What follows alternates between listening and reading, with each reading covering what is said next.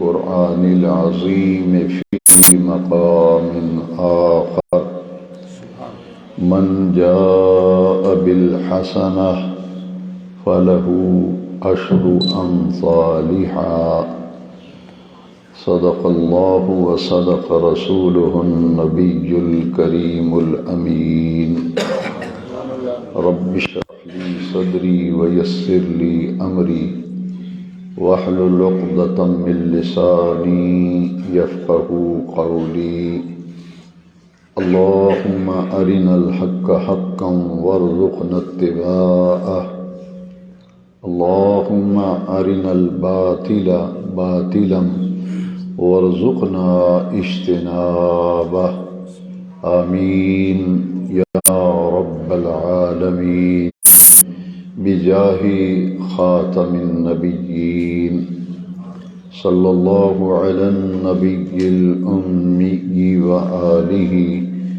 صلى الله عليه وسلم صلاة وسلاما عليك يا رسول الله۔ اللہ رب العزت کا لطف و کرم اور فضل و احسان ہے کہ آج خوش نصیب اہل ایمان کا 14واں روزہ ہے۔ اللہ کریم نے ہمیں اس رحمتوں اور برکتوں والے مہینے میں انوار و تجلیات کے جلووں میں نیکیوں کی توفیق مرحمت فرمائی۔ اس مبارک مہینے کے دن کے اوقات میں روزے کی حالت میں ہمیں رہنا نصیب فرمایا اور اس کی راتوں میں قیام اللیل نماز تراویح کی ہمیں توفیق مرحمت فرمائی۔ اس مہینے میں اللہ کریم نے بڑی برکتیں رکھی ہیں، بڑی ہی رحمتیں رکھی ہیں، بڑی ہی خیر رکھی ہے اس پورے مہینے میں کہ روزے کی حالت میں اگر روزے دار سوتا ہے تو اس کا سونا بھی عبادت تصور ہوتا ہے۔ وہ نمازوں کے لیے جب چل کر مسجد میں آتا ہے تو اس کا چلنا بھی عبادت تصور ہوتا ہے، اور ہر نیک عمل پر اللہ کریم کی بارگاہ سے بے پناہ اجر عطا کیا جاتا ہے، اور کئی گنا نیکیوں کی جزا میں کئی گنا اضافہ کر دیا جاتا ہے۔ قرآن مجید کی جو آیہ مقدسہ میں نے تلاوت کی ہے، من جاء بالحسنہ فلہ عشر امثالہا، جو ایک نیکی لے کر اللہ کریم کی بارگاہ میں حاضر ہوتا ہے تو اللہ تبارک و تعالیٰ اسے اس جیسی 10 نیکیوں کا اجر عطا فرماتا ہے۔ ایک نیکی کی جائے تو اس کا اجر جو ہے وہ 10 نیکیوں کے برابر عطا کیا جاتا ہے۔ اور پھر اہل ایمان کے لیے عمل صالح کی اتنی اہمیت ہے کہ ہمارا دین یہ چاہتا ہے کہ اس دین کے ماننے والے صالح بن جائیں، ان کی طبیعت کے اندر، ان کے مزاج میں صالحیت پیدا ہو جائے۔ اس مادی دنیا میں ہم یہ کہتے ہیں کہ فلاں بندہ بڑا صاحب صلاحیت ہے، اس میں بڑی صلاحیتیں ہیں، لیکن ہمارا دین یہ کہتا ہے کہ اللہ تبارک و تعالیٰ کی بارگاہ میں صالحیت کو دیکھا جاتا ہے کہ اس کے اندر نیکی کی رغبت، نیکی کا ذوق اور شوق، اور نیکی پر اس کا کتنا عمل ہے۔ صلاحیت کا ہونا اور ہے اور صالحیت کا ہونا اور ہے۔ اسی لیے حضرت سیدنا ابراہیم خلیل اللہ علیہ السلام نے جب بڑھاپے کی عمر میں اللہ کریم سے بیٹا مانگا، اولاد کی نعمت مانگی، تو وہاں دعا کن لفظوں سے فرمائی تھی، کن لفظوں سے دعا کی تھی؟ رب حب لی من الصالحین،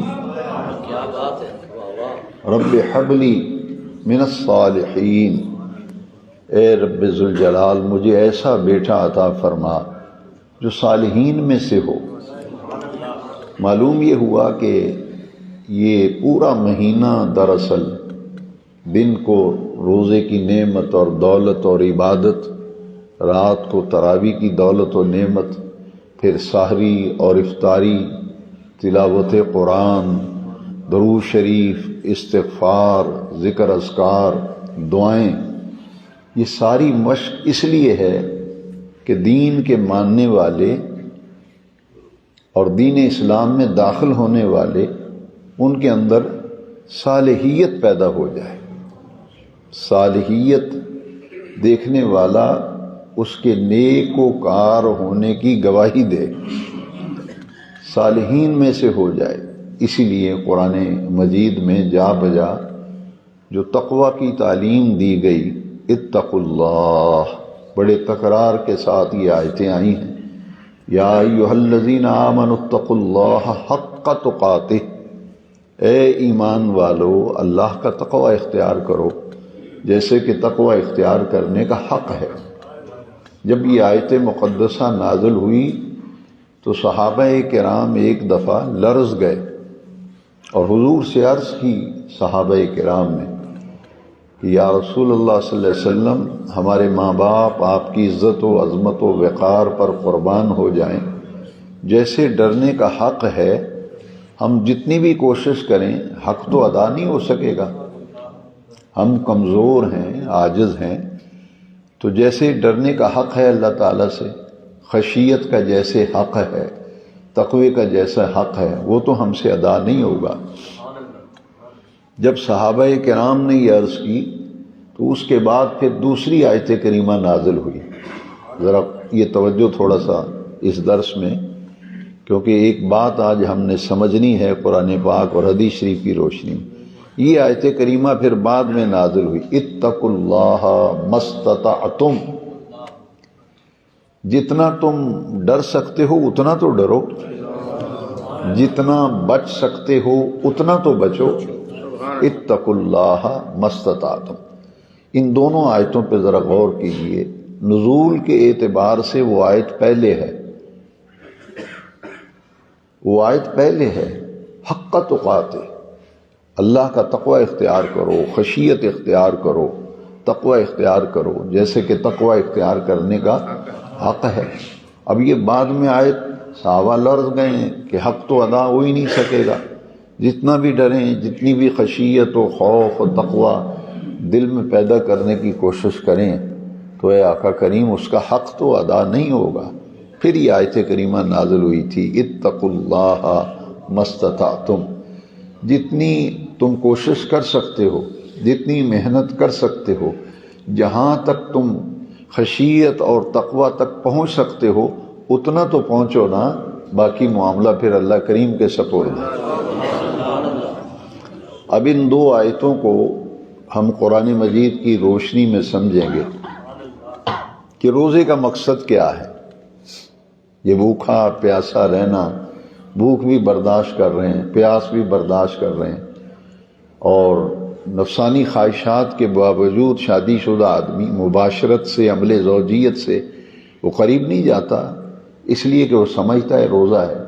تو ان ساری رمضان شریف کی جتنی بھی عبادات ہیں، وہ روزہ ہو، وہ تراویح ہو، اور وہ سحری اور افطاری ہو، صدقات و خیرات ہوں، دعائیں ہوں، مناجات ہو، استغفار ہو، دعائیں ہوں، تلاوت قرآن ہو، سب کا ایک مقصد ہے کہ ایک مہینے میں اتنی کوشش و محنت اللہ کے بندے کریں، لعلکم تتقون، کہ روزے کا یہ مقصد ہے کہ ان کے اندر تقوی کا وصف، تقوی کی خوبی، تقوی کا کمال ان کے ظاہر اور باطن میں پیدا ہو جائے۔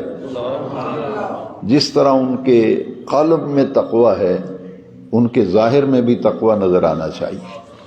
اب ان تین آیتوں کو سمجھنے کے لیے ایک حدیث شریف میں عرض کرتا ہوں۔ نبی کریم علیہ السلام نے فرمایا کہ انسان کے جسم میں انسان کے جسم میں ایک گوشت کا ایسا ٹکڑا ہے، اگر وہ صحیح ہو جائے تو پورا جسم صحیح ہو جاتا ہے، اگر اس میں خرابی پیدا ہو جائے تو وہ پورا جسم خراب ہو جاتا ہے۔ تو حضور سے صحابہ کرام نے پوچھا کہ حضور وہ جسم کے اعضاء میں سے وہ گوشت کا لوتھڑا کیا ہے، کون سا ہے؟ تو حضور نے فرمایا الا وہی القلب، الا وہی القلب، فرمایا آگاہ ہو جاؤ، سمجھ لو کہ وہ تو انسان کا دل ہے، انسان کا قلب جسے کہتے ہیں، قلب دل۔ تو جب دل صحیح ہو جائے تو پھر فرمایا پورا جسم جو ہے انسان کا صحیح ہو جاتا ہے۔ اب دیکھیے کہ بزرگوں نے کیا فرمایا ہے، ہمارے اندر روزے کی حالت میں رمضان شریف کے پورے مہینے میں اتنی تگ و دو اور محنت کے باوجود یہ خوبیاں، یہ وصف ہمارے اندر پیدا نہیں ہوتا اور ہم اپنے اندر کوئی تبدیلی محسوس نہیں کرتے، تو اس کا مطلب یہ ہوتا ہے کہ ہم نے اس مہینے کو ضائع کر دیا، اور جیسے اس مہینے سے فائدہ اٹھانا چاہیے ہم نے وہ فائدہ نہیں اٹھایا، کیونکہ روزے کا مقصد بیان کیا گیا، یا ایھا الذین آمنوا کتب علیکم الصیام کما کتب علی الذین من قبلکم لعلکم تتقون، کہ اے ایمان والو تم پر روزے فرض کیے گئے جیسا کہ تم سے پہلے لوگوں پہ فرض کیے گئے، اور فرض اس لیے کیے گئے لعلکم تتقون، تمہارے اندر تقوی کا وصف، تقوی کی خوبی پیدا ہو جائے۔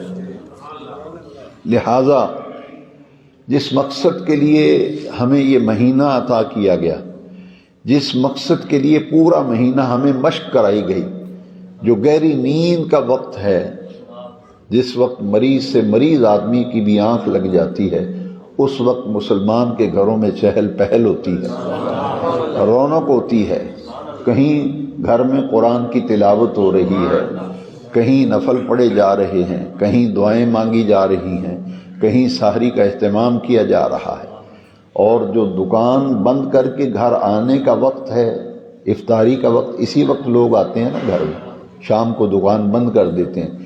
اب وہ لمحہ بھی اتنا مبارک رکھا ہے کہ سال بھر تم اپنی مرضی سے کام کاج کرتے رہے ہو، ایک مہینہ رب نے ایسا بنا دیا ہے کہ یہ وقت بڑا قیمتی ہے کہ جو غروب آفتاب سے پہلے کا وقت ہے، یہ اتنا اللہ کو محبوب و پیارا ہے، اس وقت میں اللہ نے بڑی برکتیں رکھی ہیں، اس لیے حکم آیا کہ سورج غروب ہونے سے پہلے بھی تسبیح اللہ کی بیان کیا کرو، اور سورج نکلنے سے پہلے بھی، غروب ہونے سے پہلے بھی اللہ کی تسبیح بیان کیا کرو، تاکہ ہمیں اللہ تعالیٰ کے ذکر سے اپنی زبان کو تر رکھنے کی عادت پڑ جائے اور ہماری اصلاح ہو جائے، ہمارے اندر صالحیت پیدا ہو جائے، ہمارے اندر تقوی پیدا ہو جائے۔ تو جب انسان کے دل کی کیفیات، دل کیسے صحیح ہوگا؟ دل میں حسد نہ پیدا ہو، دل میں بغض پیدا نہ ہو، دل میں کسی مسلمان بھائی کے لیے کینہ پیدا نہ ہو، عداوت پیدا نہ ہو، تو یہ سارے اوصاف جو ہیں یہ روزے کی وجہ سے روزے دار میں خود بخود یہ ساری صلاحیتیں پیدا ہو جاتی ہیں۔ جب صحیح معنوں میں روزے کے ظاہری اور باطنی آداب کو ملحوظ خاطر رکھتے ہوئے 5 وقتہ نماز با جماعت، سحری، افطاری، تراویح، تلاوت قرآن، استغفار، یہ ساری چیزیں جب آدمی رغبت اور ذوق و شوق سے کرتا ہے، اتنا بڑا انعام ہے، اتنا بڑا انعام ہے کہ جب عید کی نماز کے لیے لوگ گھر سے نکلتے ہیں تو فرشتے گلیوں اور چوکوں میں کھڑے ہو کے اعلان کرتے ہیں کہ پورا مہینہ تم نے جو محنت مزدوری کی تھی نا، آج اس کی جزا کا دن ہے، اور جب تم عید کی نماز پڑھ کے اپنے گھروں سے نکلو گے تو تمہاری کیفیت کیا ہوگی؟ مغفور لہم، مغفور لہم کا پنجابی میں معنی ہے بخشے بخشائے گارا ہوگے۔ بتائیے اس سے بڑا کوئی اللہ کا کرم ہے کہ ہمارے زندگی کے تمام کھاتے، تمام معاملات، انسان خطا و نسیان کا پتلا ہے۔ الانسان مرکب من الخطاء والنسیان، ہر انسان کی سرشت میں، اس کے مزاج میں، اس کی طبیعت میں غلطی ہے، بھول ہے، انسان کا مادہ ہی نسیان سے لیا گیا ہے. انسان، لفظ انسان جو ہے اس کا مادہ نسیان سے اگر لیا گیا ہے تو نسیان کا معنی ہے بھولنا. نسیان کا معنی ہے تو انسان کی فطرت و جبلت میں ہے بھولنا. تو ہم سے جب بھول ہوتی ہے تو ہم اللہ کے ذکر سے غافل ہو جاتے ہیں. تو جتنی بھی پوری زندگی میں کوتاہیاں، سستیاں اور غفلتیں ہو گئی ہیں، صرف ان لوگوں کے لیے انعام ہوگا عید کے دن اعلان عام مغفور لہم کا، ان لوگوں کے لیے ہوگا جنہوں نے اس مہینے کو اللہ کی مرضی کے مطابق گزارا ہوگا. اس جملے میں بہت کچھ کہہ گیا ہوں. اس مہینے کو اللہ کی مرضی کے مطابق گزارا. آپ کی اولاد آپ کی مرضی کے مطابق چلے، آپ خوش ہوں گے یا نہیں؟ ہے جی. اور آپ کی اولاد آپ کی مرضی کے خلاف چلے، وہی اولاد جس کو ذرا سی چوٹ لگ جائے آپ برداشت نہیں کرتے، آپ اس سے ناراض ہو جائیں گے. اور پھر بیٹا بھی کہے گا، بیٹی بھی کہے گی، پتہ نہیں کیا بات ہے ابو 2 دن ہو گئے مجھے بلاتے نہیں ہیں. کیوں؟ اس لیے نہیں بلا رہے، اپنی ناراضگی کا اظہار کر رہے ہیں کہ یہ تو میری فرما بردار اولاد میری جو ہے یہ فرما بردار ہونی چاہیے تھی، یہ تو نافرمان بنتے جا رہے ہیں، میری حکم عدولی کر رہے ہیں. تو کیا کبھی ہم نے سوچا کہ یہ مہینہ تو اس لیے دیا گیا ہے کہ ایک مہینے میں میری فرما برداری میں اتنا آگے چلے جاؤ، اتنا آگے چلے جاؤ کہ پورا سال پھر تو تمہارا بڑے آرام اور سکون سے اللہ کے احکام کی پیروی میں گزر جائے. یہ ہے اس کا مقصد. ویسے گھر کا پیر اولا ہوتا ہے، اور دوسروں کہتے ہیں گھر کی روٹی اچھی نہیں لگتی، ہوٹل کی روٹی بڑی مزیدار ہے. یہ باتیں کبھی سوچا کرو جو میں آپ کو بتاتا ہوں، یہ کبھی سوچا کرو. یہ وہ نسخہ کیمیا ہے جس سے انسان بنتا ہے، جس کی اس کی زندگی میں پاکیزگی آتی ہے، اس کی زندگی میں طہارت آتی ہے. کبھی آپ غور کریں، میں کھل کے بات کرنا چاہتا ہوں کہ روزے کا اصل مقصد یہ ہے کہ مسلمان کی زندگی بڑی پاکیزہ، بڑی صاف ستھری اور بڑی باوقار زندگی بنے. ان کی جوانیاں پاک ہو جائیں، ان کے بڑھاپے پاک ہو جائیں، ان کے اندر نورانیت پیدا ہو جائے، ان کے اندر روحانیت پیدا ہو جائے، ماحول بدل جائے، گھر کا ماحول بدلے، بندے کی اپنی طبیعت بدل جائے. رمضان سے پہلے بھی سخت مزاج، جھگڑالو، لڑاکا، اور بعد میں بھی وہی طبیعت و مزاج ہے، تو کیا فائدہ اس روزہ رکھنے؟ کیا حضور کی یہ حدیث نہیں ہے کہ تم سے اگر روزے کی حالت میں کوئی جھگڑا کرے، بحث کرے، تو اس سے کہہ دو نہیں بھائی میں تو روزے کی حالت میں ہوں، میں تجھ سے بحث نہیں کرتا. تو روزہ یہ چاہتا ہے، رمضان کا مہینہ یہ چاہتا ہے کہ ہمارے اندر تبدیلی آئے. تو ایک نیکی اگر آدمی کرتا ہے تو 10 نیکیوں جیسا اجر ملے گا. اور پھر رمضان شریف تو از اول تا آخر خیر و برکت کا مہینہ ہے. اتنی برکتیں کہ ایک نفلی نیکی کا ثواب فرض کے برابر، اور فرض کا ثواب 70 فرضوں کے برابر. تو یہ اللہ کی رحمت کا دریا جو ہے ٹھاٹھے مار رہا ہے جی. اللہ کی انوار، اس کی تجلیات اور دین کی برکتیں، ان کا سمندر موج زن ہے. خوش نصیب وہ لوگ ہوتے ہیں جو اس رحمت کے دریا میں سے موتی چن چن کر اپنے دامن میں جمع کرتے جاتے ہیں اور اپنی زندگیوں میں انقلاب اور اپنی زندگیوں میں تبدیلی پیدا کرتے ہیں. اسلام یہی چاہتا ہے کہ بندے کی زندگی جو ہے وہ بدل جائے، اس کا ماحول بدل جائے، وہ اپنے آپ کو اللہ تعالیٰ کی غلامی اور اللہ تعالیٰ کی فرما برداری میں دے دے، رب کا فرما بردار بندہ بن کے زندگی گزارے. یہ ہے اس روزے کا مقصد. دوسری آیت کریمہ جو میں نے تلاوت کی ہے، میری پوری گفتگو کا خلاصہ جو ہے اس آیت کی روشنی میں ہم سمجھنے کی کوشش کرتے ہیں. من عمل صالحا من ذکر او انثی وهو مؤمن فلنحیینہ حیاتا طیبہ. ایمان والا مرد ہو اور ایمان والی عورت، مومن مرد مومن عورت، دونوں کو برابر ذکر کیا گیا. ان میں سے جو بھی نیک عمل کریں گے، من عمل صالحا، نیک عمل کریں گے، اللہ کریم فرماتے ہیں فَلَنُحْيِيَنَّهُ حَيَاةً طَيِّبَةً، ہم انہیں حیات طیبہ عطا کریں گے، حیات طیبہ عطا کریں گے. تو یہ ساری تگ و دو اور ساری محنت، ساری کوشش ہماری اسی لیے ہے۔ فارسی کے بزرگوں نے کیا بات کی ہے کہ بندہ دین پہ چلے اور اس کے اندر 3 صفتیں پیدا نہ ہوں، 3 صفتیں پیدا نہ ہوں تو وہ کیسا عاشق رسول ہے، وہ کیسا عاشق دین ہے؟ یہ تبدیلی کون لائے گا؟ فارسی کا شعر ہے کہ عاشقاں را سے علامت اے پسر، جو عاشق لوگ ہوتے ہیں ان کی 3 نشانیاں ہوتی ہیں۔ عاشقاں را سے علامت اے پسر، اے بیٹے عاشقوں کی 3 علامتیں ہیں، آہ سردو، رنگ زردو، چشم تر۔ عاشقاں را سے علامت اے پسر، عاشقوں کی 3 نشانیاں ہیں، آہ سردو، رنگ زردو، چشم تر، کہ اس کا رنگ جو ہے یعنی رنگ زرد، رنگ زرد سے مراد ہے کہ اس یہ استعارے کی زبان میں بات کی ہے کہ اس کی طبیعت میں اللہ کی خشیت نظر آئے، اس کی طبیعت میں اللہ کا خوف نظر آئے۔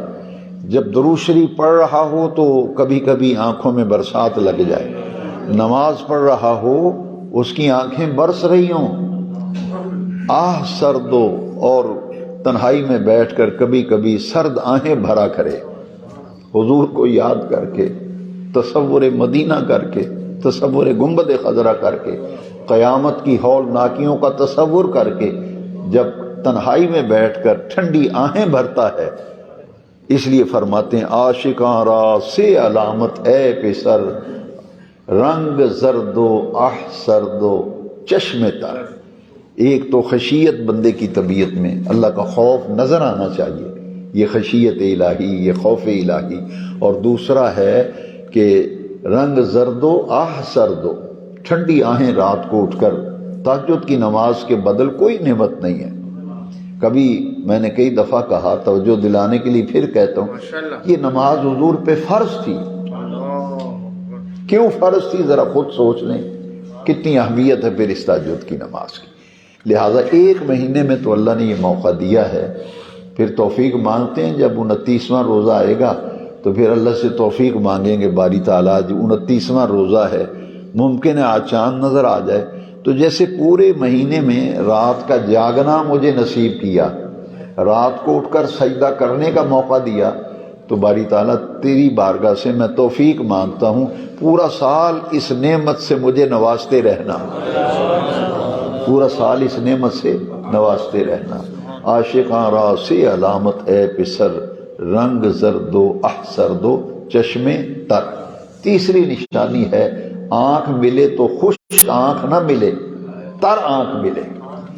کئی لوگ کہتے ہیں مجھے تو کبھی رونا نہیں آتا، یہ پتہ نہیں کیوں، دروشی پڑھتے ہیں ویسے ہی روتے ہیں، یہ نعتیں پڑھتے ہیں تو روتے ہیں، یہ دکھلاوا کرتے ہیں۔ میں نے کہا کہ یہ اگر تم دکھلاوا کہتے ہو تو حضور کی حدیث ہے کہ اللہ کا ذکر ایسے کرو کہ دیکھنے والے کہیں ریاکار ہے، یہ حدیث شریف ہے۔ اللہ کا ذکر اتنی رغبت سے، اتنے ذوق و شوق سے کرو تو تمہیں لوگ دیکھ کے کہیں ریاکاری کر رہا ہے۔ وہی ریاکاری نہیں ہے، آنسو تو اسی کے آتے ہیں جس کے دل پہ چوٹ لگتی ہے، جس کے دل پہ۔ تو جب سرکار کا ذکر ہوتا ہے نا تو عاشق ہے ہی نہیں کہ جس کے دل میں رقت پیدا نہ ہو۔ یہ آنسوؤں کا آنا دراصل رقت قلبی ہے، رقت قلبی، یہ دل کا رقت کا مل جانا، رقت قلبی ملنا، دل کا نرم ہونا، یہ اللہ تعالیٰ کو بڑا پسند ہے، اللہ تعالیٰ کو بہت پسند ہے۔ لہٰذا اس مہینے کو ضائع ہمیں نہیں کرنا چاہیے۔ 14 روزے آج پورے ہو جائیں گے، اور پھر دیکھیے کہ ساری گفتگو میں نے اس لیے عرض کی ہے کہ یہ جو 17 رمضان شریف آ رہی ہے، اس دن حضرت عائشہ صدیقہ رضی اللہ عنہ کا وصال ہے، ام المومنین، جن کے حجرے میں حضور کی قبر انور ہے، یہ تمام ایمان والوں کی مائیں ہیں، اور ان کی شان میں قرآن مجید کی مشہور سورہ جو ہے سورہ نور، اس میں 18 آیتیں نازل ہوئی۔ کسی شخصیت، کسی ہستی کے بارے میں ایک آیت اگر نازل ہو جائے تو اس کا بڑا مقام اور بڑا مرتبہ ہے۔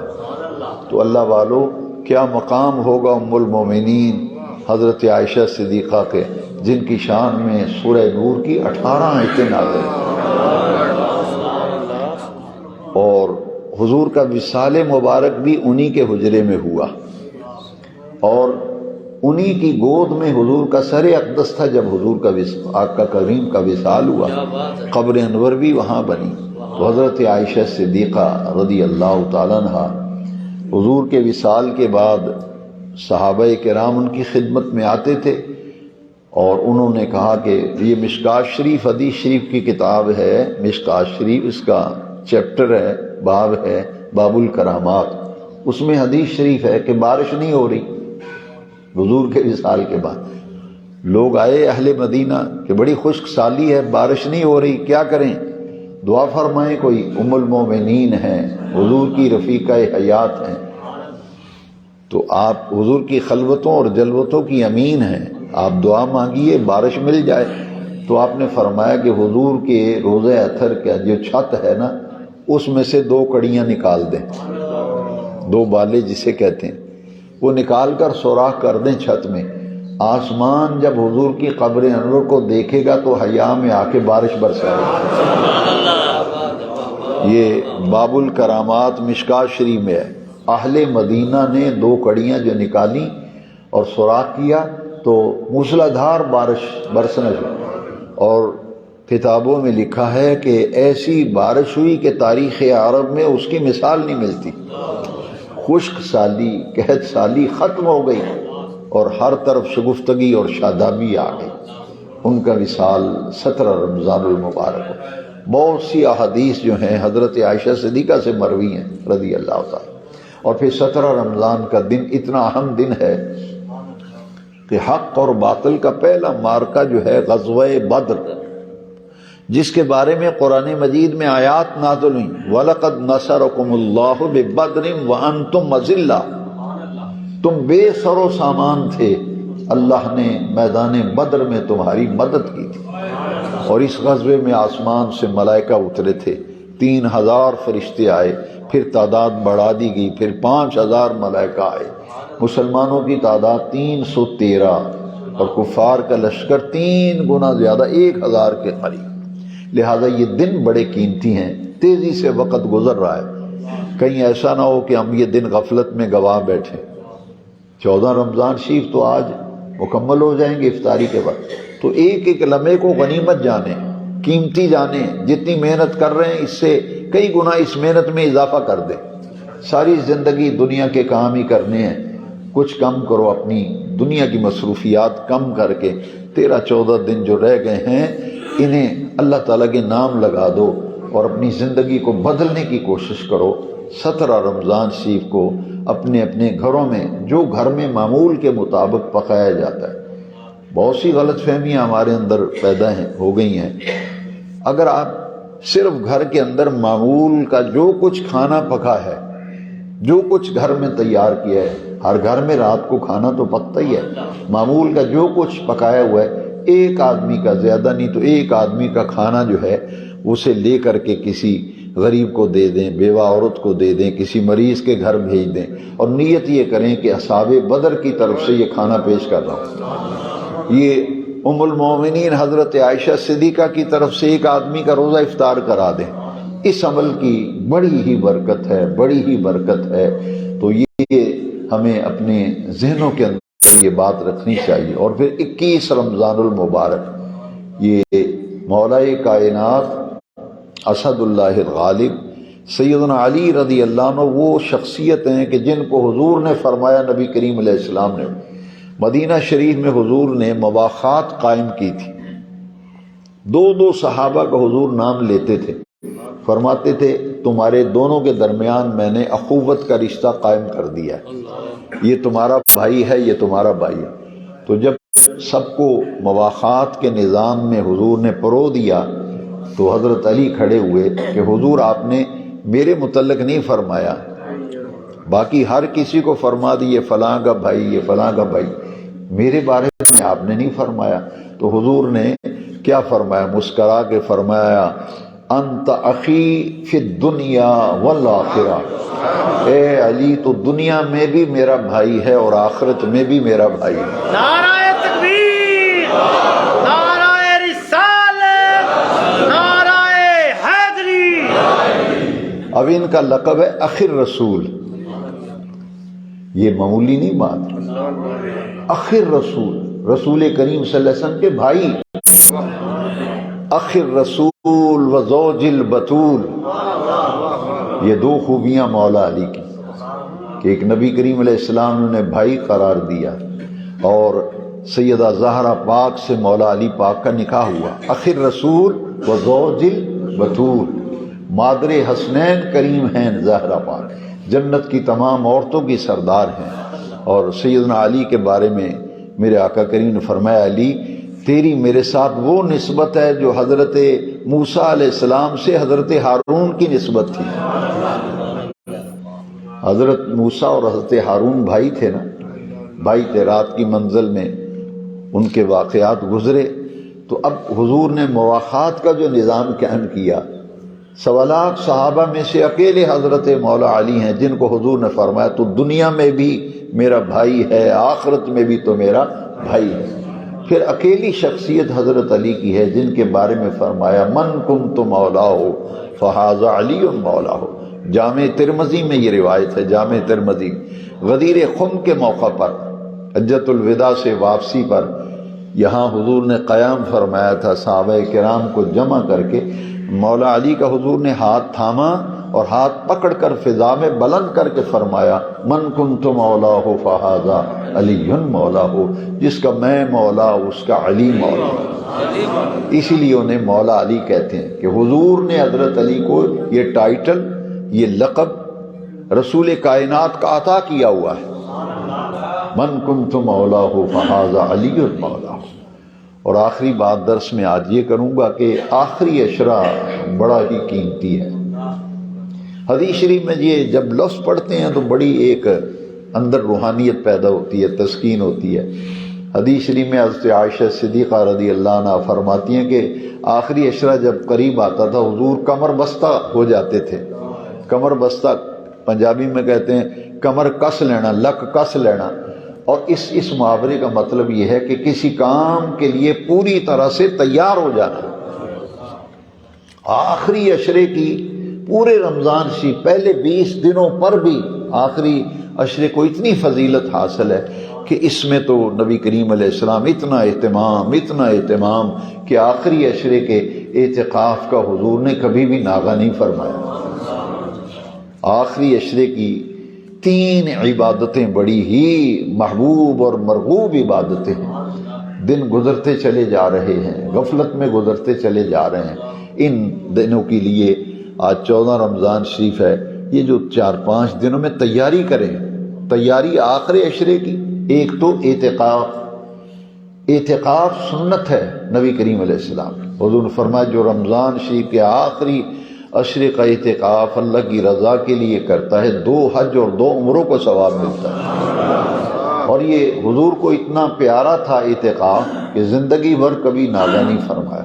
और आखिरी जो रमज़ान शरीफ हुजूर की ज़ाहिरी हयात मुक़द्दसा में, हयात तय्यबा में आखिरी माह रमज़ान आया था, उसमें नबी करीम अलैहिस्सलाम ने 20 दिन का एतिकाफ किया था। और एतिकाफ इसका मस्दर है उकूफ।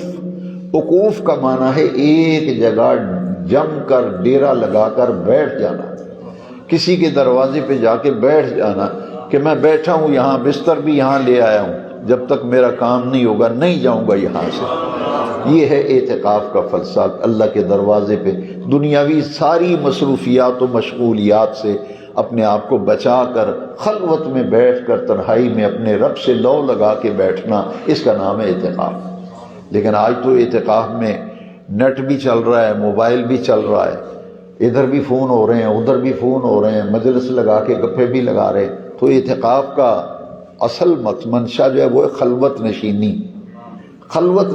तन्हाई और खामोशी। 2 चीज़ें एतिकाफ में बड़ी ही अहम है। एक ज़्यादा वक्त खामोश रहना और तन्हाई में रहना, बस अल्लाह से लौ लगाना, उसी की बारगाह में हाज़िरी देते रहना। तो एक तो ये है कि औरतें घर में एतिकाफ करती हैं और मर्द जो हैं वो मस्जिद में। औरत कहाँ एतिकाफ करती है? घर की मस्जिद। घर की मस्जिद से मुराद ये है جہاں آپ نماز پڑھنے کے لیے ہر گھر میں ایک جگہ مخصوص کی جاتی ہے کہ یہاں گھر میں عورتیں بچے بیٹیاں یہاں نماز پڑھیں، اس جگہ پہ اعتکاف۔ اگر کسی کے گھر میں جگہ مقرر نہیں ہے، کبھی یہاں مصلی ڈالی ہے کبھی وہاں، اگر وہاں عورت اعتکاف بیٹھنا چاہے تو پہلے اسے ایک جگہ مقرر کرنی چاہیے کہ یہاں اعتکاف بیٹھوں گی میں اور نماز بھی یہاں پڑھوں گی۔ وہ جگہ مقرر کر کے خاتون گھر میں اعتکاف بیٹھتی ہے اور مرد جو ہے وہ مسجد میں اعتکاف بیٹھتے ہیں۔ اور اعتکاف اس لیے ہے، اس کا فلسفہ ہے لیلۃ القدر کی تلاش۔ ایک تو اعتکاف اور دوسرا ہے لیلۃ القدر کی تلاش، کہ حضور نے ارشاد فرمایا کہ آخری عشرے میں لیلۃ القدر کو تلاش کرو۔ پھر حدیث شریف ہے آخری عشرے کی تعاقراتوں میں لیلۃ القدر تلاش کرو۔ تو سورہ قدر 30ویں پارے میں ایک مکمل سورہ ہے سورہ قدر، جس میں شب قدر کی اہمیت بیان کی گئی۔ انا انزلناہ فی لیلۃ القدر، ہم نے اس قرآن مجید کو شب قدر میں نازل کیا۔ لیلۃ القدر خیر من الف شہر، یہ رات اتنی برکتوں والی ہے کہ 1000 مہینے سے بھی اس رات کو اللہ کریم نے بہتر بنایا ہے۔ اعتکاف، شب قدر کی تلاش، اور آخری عبادت رمضان شریف کی صدقہ فطر۔ جیسے زکوٰۃ سید کو نہیں دی جا سکتی، اسی طرح صدقہ فطر بھی سید کو نہیں دیا، کیونکہ یہ زکوٰۃ بھی صدقہ واجبہ ہے اور صدقہ فطر بھی صدقہ واجبہ ہے، لہذا یہ مسجد کو بھی نہیں لگتی، زکوٰۃ بھی نہیں لگتی، صدقہ فطر بھی نہیں لگتا۔ لیکن اب ہر بندہ ہی مسجدوں کے لیے زکوٰۃ بھی لے رہے ہیں، صدقہ فطر بھی، کہتے ہیں جی ہمارے پاس فتویٰ ہے جی، لوگوں کو مطمئن کرنے کے لیے کہتے ہیں زکوٰۃ بھی دے دو مسجد ہماری کو، صدقہ فطر بھی دو، ہمارے پاس فتویٰ ہے۔ تو یہ اچھی طرح سے لکھ لیں دل پہ بات، زکوٰۃ اور صدقہ فطر مسجد کو دینا جائز نہیں ہے، یہ جن کا حق اللہ کریم نے رکھا ہے۔ حضور نے فرمایا میری امت میں بہت سے لوگ ایسے ہیں جو اپنی غربت کی وجہ سے دوسرے مسلمان بھائیوں کے ساتھ عید کی خوشیوں میں شریک نہیں ہو سکتے، ان کے پاس پیسہ ہی نہیں، مال ہی نہیں ہے، لہذا صدقہ فطر واجب کیا گیا ہے امت کے غرباء اور مساکین کے لیے۔ اور دینی مدارس میں چونکہ دین کی تعلیم ہوتی ہے اور ان مدارس میں وہی بچے آتے ہیں جو عمومی طور پر ان لوگوں کے بچے ہوتے ہیں جو مالی اعتبار سے کمزور ہوتے ہیں، یہ حضور کے مہمان ہوتے ہیں دینی مدارس کے طلبہ، ان کو زکوٰۃ بھی دی جا سکتی ہے، ان کو صدقہ فطر بھی دیا جا سکتا ہے۔ تو کسی مدرسے کو، دینی مدرسے کو جہاں کام ہو رہا ہو وہاں زکوٰۃ دیجئے، اس سے دورہ فائدہ ہوتا ہے، ایک تو صدقہ فطر اور زکوٰۃ ادا ہو جاتی ہے، دوسری دین کی تعلیم، دین کی تبلیغ و اشاعت میں آپ کا حصہ ہو جائے گا۔ تو صدقہ فطر، لیلۃ القدر، اعتکاف، یہ آخری عشرے کی وہ عبادتیں ہیں۔ میں نے مناسب سمجھا کہ آخری عشرے سے پہلے ہی میں بتا دوں کہ ہمیں اس عشرے کے لیے محنت کرنی ہے، کوشش کرنی ہے، اللہ کریم سے توفیق مانگنی ہے۔ جو محتاط اندازہ ہے، محتاط اندازہ 2.25 سیر گندم جو ہے فی کس صدقہ فطر ہے۔ تو کل میرے پاس ایک آڑتی آئے تھے مسئلہ پوچھنے، تو میں نے ان سے پوچھا تھا کہ گندم کا کیا ریٹ ہے، تو وہاں بیٹھ کے انہوں نے مجھے حساب کر کے بتایا تھا کہ 2.25 سیر گندم جو ہے اس کا کم از کم 300 تو ضرور بنتا ہے۔ تو اگر 300 روپیہ کم از کم صدقہ فطر ہوگا تو اگر 10-20 روپے آدمی زیادہ ہی دے دینے چاہیے۔ جیسے زکوٰۃ ہے، آپ کی اگر 500 روپیہ زکوٰۃ بنی ہے تو 600 روپیہ دے دیں، 700 روپیہ زکوٰۃ بنی ہے تو 800 دے دیں، 1000 روپیہ زکوٰۃ آپ کی نکلی ہے تو 1100 دے دیں، تھوڑا سا زیادہ دے دینا چاہیے تاکہ حساب و کتاب میں کوئی کمی بیشی ہو تو اللہ تعالیٰ معاف فرما دے۔ حضور نے فرمایا روزے زمین و آسمان کے درمیان معلق رہتے ہیں جب تک صدقہ فطر نہ دے دیا جائے۔ آپ دیکھتے ہیں کہ آپ کا قریبی رشتہ دار جو ہے، سب سے زیادہ حق تو بہن بھائیوں کا ہے، جب بھی زکوٰۃ دیں بہن بھائی سب سے پہلے ان کا نمبر ہے، پھر قریبی رشتہ دار، ان میں کوئی ایسا ہے جس کی گزر اوقات مشکل سے ہو رہی ہے اس کو صدقہ فطر بھی دیا جائے، اس کو زکوٰۃ بھی دی جائے، باقی دوسرے لوگوں کا نمبر بعد میں آتا ہے۔ ایک بات بڑی اہم ہے کہ جس کو زکوٰۃ دی جائے یا صدقہ فطر یا عام صدقہ، یہ بتانا ضروری نہیں ہوتا کہ زکوٰۃ کے پیسے ہیں یا صدقہ فطر ہے۔ تو اس میں نیت جب آپ نے کر لی، آپ کا اپنا ارادہ ہے کہ میں زکوٰۃ دے رہا ہوں، صدقہ فطر دے رہا ہوں، تو آپ کی نیت قبول ہو گئی ہے۔ بتانا ضروری نہیں ہے، بغیر بتائے بھی آپ بہن بھائی کی مدد زکوٰۃ سے کر سکتے ہیں۔ ہاں، باپ کو، دادا پردادا کو زکوٰۃ نہیں دے سکتے، اسے کہتے ہیں اصل، باپ دادا پردادا، انہیں زکوٰۃ نہیں دے سکتے، اور ایک فرع کو زکوٰۃ نہیں دے سکتے، بیٹے کو، پوتے کو، پڑ پوتے کو، اصل اور فرع کو زکوٰۃ نہیں دے سکتے۔ دائیں بہن بھائی یہ دائیں بائیں ہیں، ان کو زکوٰۃ دے سکتے ہیں۔ تو یہ صدقہ فطر دیتے وقت، اسی لیے صحابہ کرام کا یہ طریقہ تھا کہ عید سے 4-5 دن پہلے وہ صدقہ فطر دے دیتے تھے، تاکہ کسی کے گھر آٹا نہیں ہے آٹا لے آئے، کسی کے گھر گھی نہیں ہے گھی لے آئے، ضرورت مند ہے تو بچوں کے لیے کچھ چیزیں وغیرہ لینی ہیں تو صدقہ فطر عید سے 2-4 دن پہلے دے دیں، تاکہ جو مقصد ہے اس کا اللہ تعالیٰ ان کی مدد کی توفیق دے دے اور ان کی ضرورت بھی پوری ہو جائے۔ تو آئیے مل کر دعا کرتے ہیں کہ جو دن باقی ہیں اللہ سبحانہ و تعالیٰ مجھے اور آپ کو ان باتوں کو سمجھنے، سیکھنے، ان پر عمل کرنے اور اپنی زندگیوں کو بدلنے کی اللہ کریم ہمیں توفیق عطا فرمائے۔ الصلاۃ والسلام علیک یا سیدی یا رسول اللہ وعلی آلک واصحابک